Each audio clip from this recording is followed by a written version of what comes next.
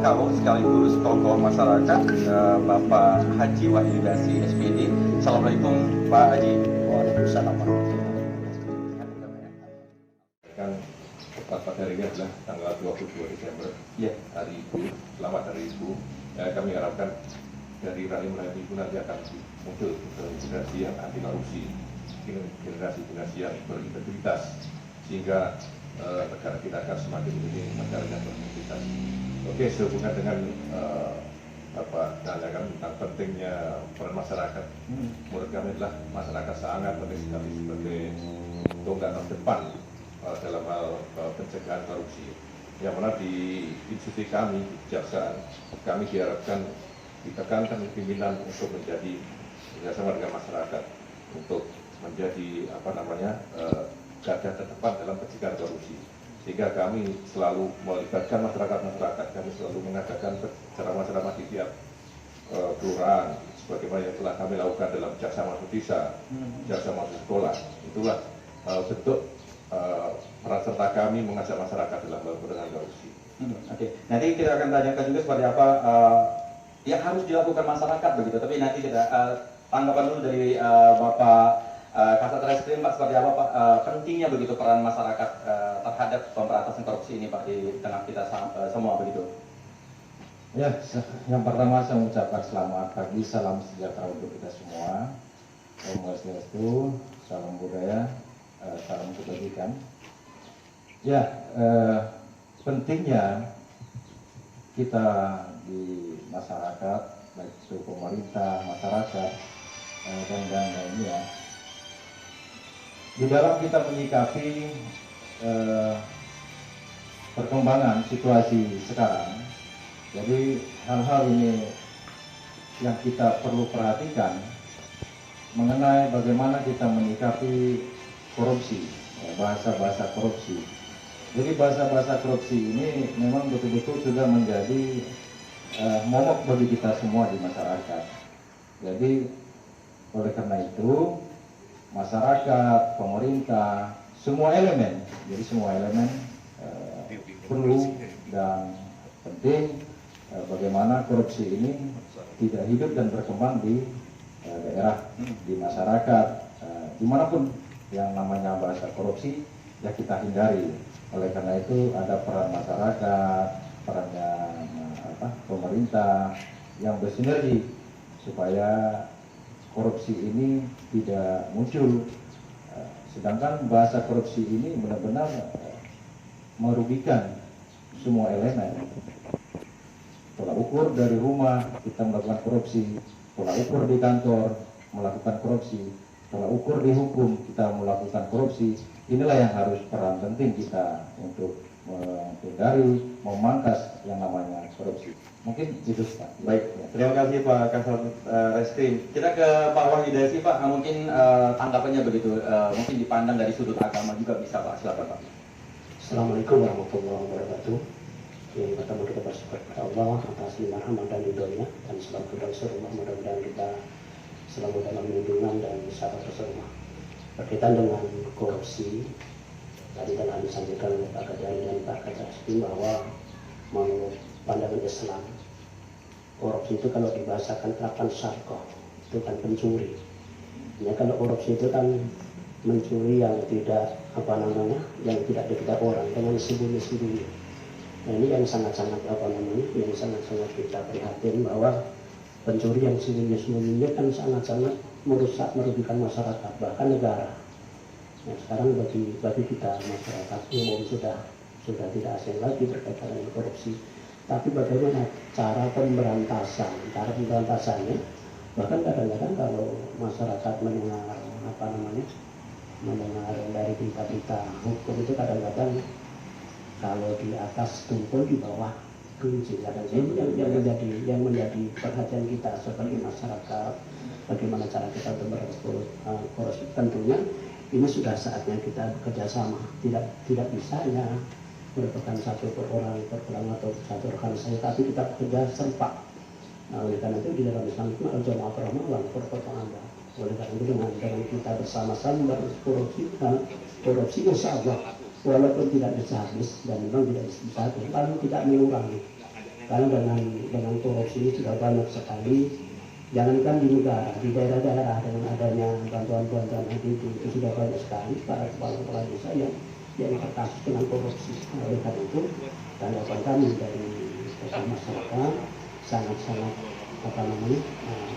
bagus sekali untuk mengatasi korupsi dari manapun, kapanpun, dimanapun, dan saat apapun kita harus berantas. Mudah-mudahan dengan berantas korupsi Allah negara akan maju, masyarakat akan makmur dan seperti itu. Terima kasih. Terima kasih. Baik, terima kasih. Kalau bicara peran, semua kita berperan. Ya. Mulai dari kita bergerak dari rumah menuju suatu tempat, kita sudah melakukan peran kita selaku manusianya. Ya. Namun di dalam hal ini, di dalam kita menyikapi bagaimana korupsi ini harus kita hentikan, tentunya kita melihat dari suatu kacamata kita bersama. Pada dasarnya kita di dalam memangkas namanya korupsi ini betul-betul kita serius dulu. Yang pertama, kita selaku masyarakat, seluruh elemen kita serius dulu.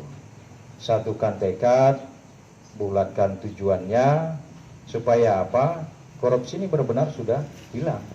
Ada mengungkap kasus atau menentukan begitu ya salah satu kepala desa lah begitu ya Pak. Seperti apa perkembangan korupsi di Kaula paling tidak begitu? Apakah semakin banyak atau menurun begitu mungkin selama ya Bapak menjabat lah begitu? Ya, terima kasih. Memang benar barusan ini perkara yang dibabat itu korupsi tentang pembangunan salah satu embung rakyat persidangan. Hari ini pada hari ini kita pembacaan dakwaan surat dakwaan sudah kami limpahkan untuk di pengadilan tipikor Bengkulu. Semenjak saya 6 bulan bertugas ini, tren-tren laporan tentang korupsi lumayan banyak. Bahkan memang ada yang bisa masuk dalam unsur korupsi, ada juga yang hanya sekedar like seperti itulah. Tapi apapun namanya kita harus tetap tanggapi karena itu adalah laporan masyarakat. Masyarakat adalah mitra kami dalam mencari ruang-ruang seperti apa yang bisa. Jadi saya harapkan di kami pun di kejaksaan pun sudah ada aturan tentang kejaksaan yang mengatur tentang whistleblower system. Itu semua akan diakomodir, akan kita lindungi siapapun saksi yang melaporkan. Dan tentunya semua ini adalah untuk kepentingan pemberantasan korupsi di Kauri. Apa dikategorikan ini sudah masuk korupsi atau tidak kalau dari laporan masyarakat itu sendiri Pak? Iya, tentunya laporan yang masuk ke kami akan kami tanggapi. Bisa melalui intelijennya, bagian intelijen, ada bisa juga melalui tindak pidana khusus. Tentunya pertama seperti yang mungkin Pak Polisi lakukan juga, kita akan melakukan pengumpulan data. Kita telah kumpul data, kemudian kita teliti apakah adakah unsur-unsur dari laporan itu masuk dalam unsur-unsur apa yang disahkan dalam tindak pidana korupsi.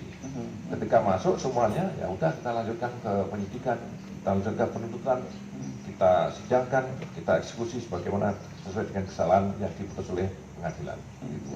Tapi dalam arti memang banyak begitu ya Pak ya, laporan-laporan dari masyarakat terkait istilahnya masuk korupsi atau tidak, tapi masyarakat banyak melapor hal itu ya Pak? Betul, jadi trennya meningkat. Semua laporan yang masuk ke kami pasti akan kami telaah. Ketika masuk unsur, kita akan tindak sesuai dengan SOP. Ketika tidak masuk unsur, tentunya akan kita hentikan. Oke, baik, kata Kasat Reskrim ini niat begitu ya Pak ya. Apakah keimanan seorang ini bisa berpengaruh Pak dari korupsi Pak?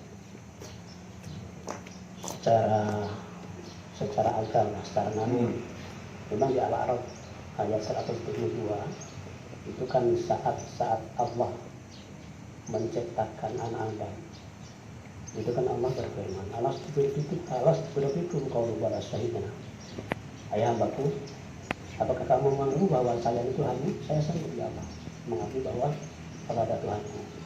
Itulah merupakan fitrah ataupun hati nurani.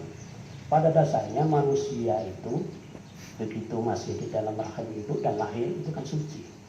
Suci, tidak ada goresan hitam putih, tidak ada goresan apapun, dia suci sekali. Kemudian kan Allah menciptakan nafsu. Di samping naluri fitrah tadi Allah ciptakan nafsu. Dengan nafsu itu manusia bisa berbuat dualisme, ada kebaikan dan ada yang keburukan. Saya tinggal di dalam kita mengkaji tentang nafsu dan nurani tadi. Nah tentunya kita harus ada pemahaman di dalam keagamaan, agama apapun. Nah sehingga dengan dengan keyakinan, dengan nafsu yang ada dalam hati kita, sebetulnya manusia ataupun siapapun yang pernah berbuat kejahatan, mereka itu tidak bisa ingkar. Apa itu jelek, apa itu buruk, tentunya mereka akan menjauhi apa perilaku tersebut. Kemudian di syarat itu sih, di kami juga ada penekanan dari pimpinan bahwa kita diharuskan menjauhi hidup mewah. Kita harus hidup realistis, dengan gajinya segini kita tidak bisa, misalkan katakanlah beli HP yang mahal-mahal, beli mobil yang mahal-mahal kan, liburan kemana, kemudian diangkut kemana kan, menjadi pertanyaan dari orang, dari mana gajinya segini mereka bisa keliling dunia dengan barang-barang mewah. Barang-barang yang mewah. Itulah. Jadi menurut saya yang pertama adalah fondamen agama, kemudian dengan kesederhanaan, hidup sederhana itulah menjadi kunci menurutnya. Oke, Bapak kalau bisa menambahkan hal ini, Pak. Makanya tadi mau pemahaman agama, ada juga tokoh agama begitu ya dulu yang di salah satu provinsi begitu. Jadi masyarakat begitu kadang-kadang ini gimana begitu ya, ada hampir semua kalangan begitu, Pak. Ya, baik ya. Begini, kembali ke hajat hidup kita sebenarnya. Jika kita memang memberikan suatu kesempurnaan, suatu pekerjaan, pasti nilainya akan terukur sempurna. Apabila kita melakukan suatu pekerjaan itu dengan suatu angan-angan, jadi banyak khayalan yang kita rasakan. Salah satu khayalan ini seperti nafsu, yang nggak mungkin didapat dipaksakan dapat. Inilah akan menjadikan suatu tatanan menjadi berubah. Nah, kembali ke niat-niat kita selaku masyarakatnya, selaku aparat pemerintahnya, kepada kalangan-kalangan hukumnya, ya begitu. Jadi kita di dalam menegakkan korupsi ini betul-betul ya kita harus baik, di dalam kita mengungkap kasus, kita tidak ada yang bahasa susah. Kasus itu ada tiga kategori ya, tiga kategori. Yang pertama perkara biasa, perkara sedang, dan perkara berat. Betul ya Pak Kajar ya? Ya betul ya. Jadi di dalam menangani perkara yang sejenis korupsi ini betul-betul boleh dibilang perkaranya perkara sedang.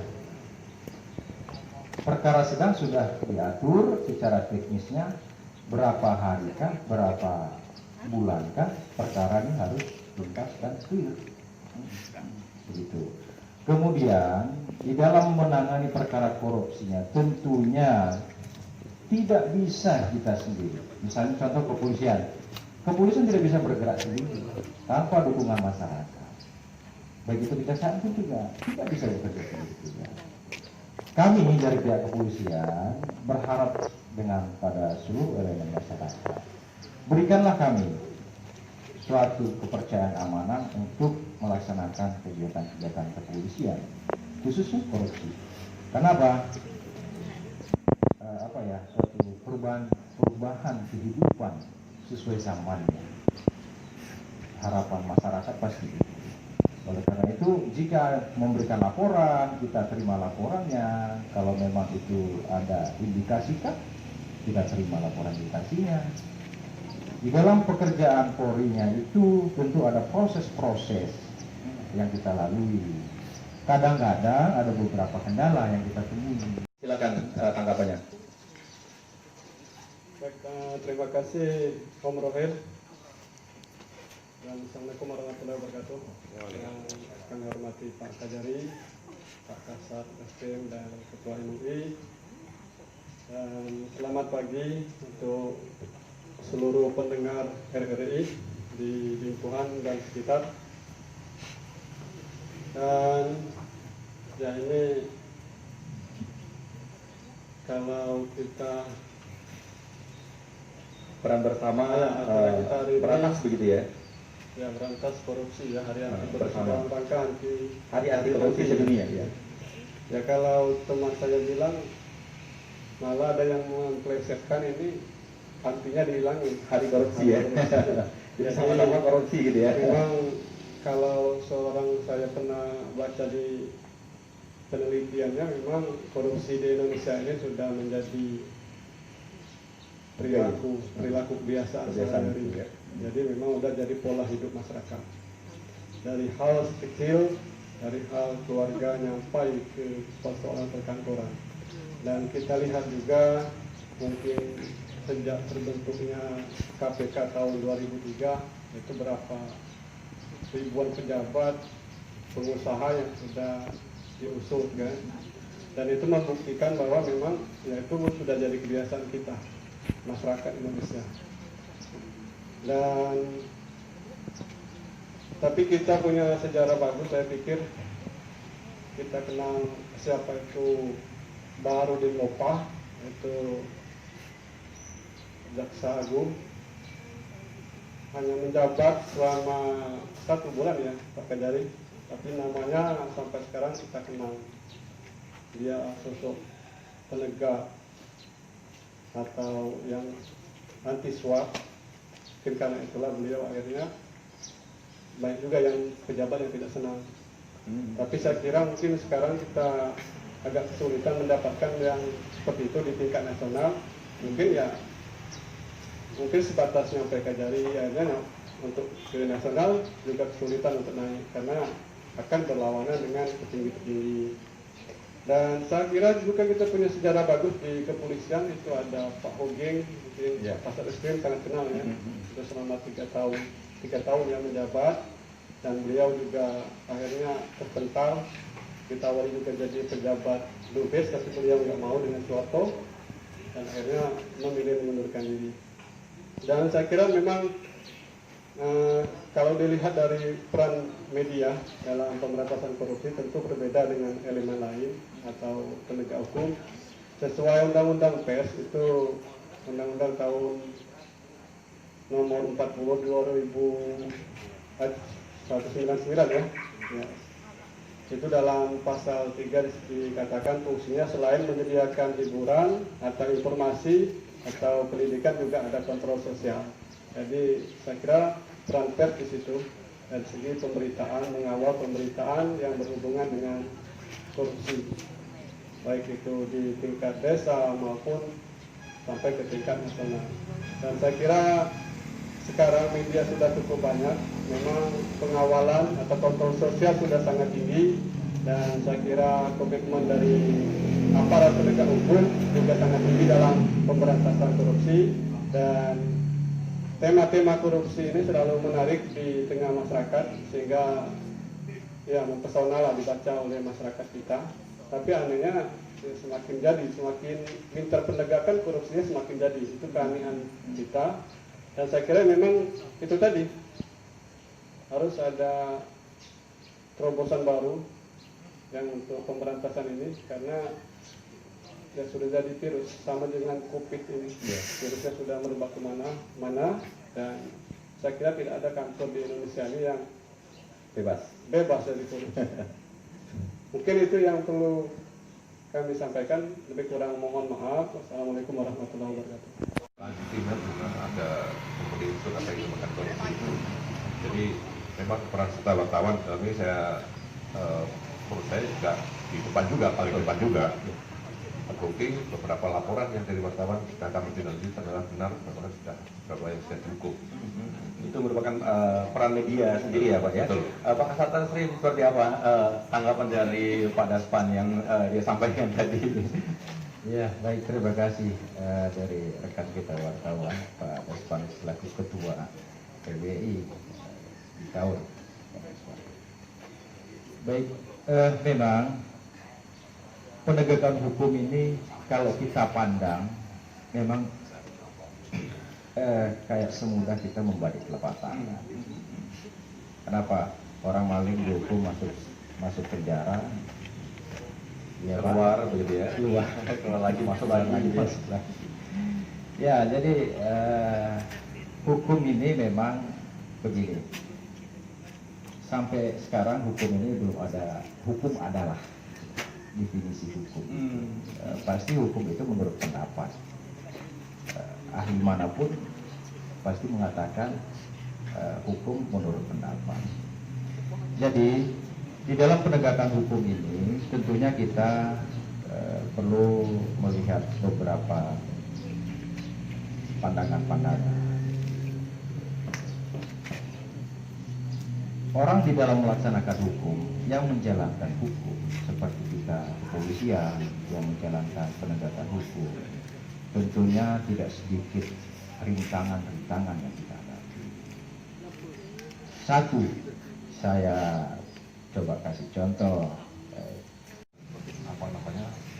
Dukungan dari masyarakat, dukungan dari siapapun untuk dalam pemberantasan korupsi ini. Dan kami tidak bisa bekerja sendiri, artinya kami perlu mendapat dukungan dari masyarakat dan wartawan dan semua lapisan masyarakat. Itu mungkin yang saya sampaikan. Baik, Pak Kasat Reskrim, harapan atau ya terkait ya, agar sama-sama kita ada peran lah gitu sama-sama memberantas korupsi, silakan. Ya, baik, kami dari penegakan hukum di Polres Kaur ini, kami berharap masyarakat, seluruh elemen masyarakat, baik itu dari kalangan media dan lain-lainnya, kami selalu terbuka. Kami selalu terbuka melakukan suatu pelayanan.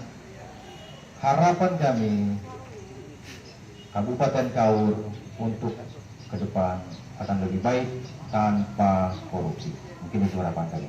Baik, tegas dan tepat ya Pak ya. Pak Haji, ada yang mau ditambahkan lagi Pak terkait hal ini sebagai penutup lah Pak? Sebagai seorang muslim, tentunya kita ingat firman Allah, as-sholatu tanha 'anil fahsya'i wal munkar. Sholat adalah pencegah perbuatan keji dan mungkar.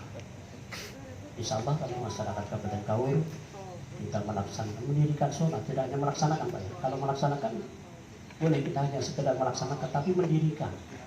Kalau insya Allah masyarakat muslim khususnya sudah mendirikan sholat, yakin tidak ada korupsi. Karena harta korupsi kalau masuk dalam jiwa, dalam badan kita, selama harta haram itu masih dalam badan, sholat kita akan diterima, ibadah kita akan diterima.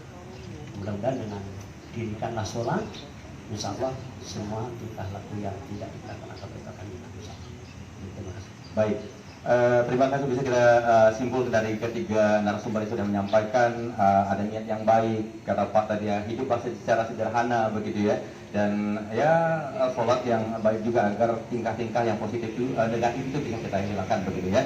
Terima kasih Pak Kajari Kaur, Bapak Nur Hadi Puspandoyo SHMA selaku narasumber. Nanti kita akan ketemu lagi ya Pak ya di ya acara-acara berikutnya begitu untuk memberikan edukasi kepada masyarakat ya Pak ya. Dan Kasat Reskrim Polres Kaur AKP Apriyadi SH, terima kasih Pak sudah berkenan hadir, dan juga Ketua MUI Kaur Haji Wahyudasi SPDI, terima kasih Pak untuk waktunya. Baik pendengar, di mana saja berada, demikian telah kita ikuti bersama tentang pentingnya kebersamaan dalam memberantas korupsi. Nanti kita ketemu lagi, dan selanjutnya saya serahkan kepada rekan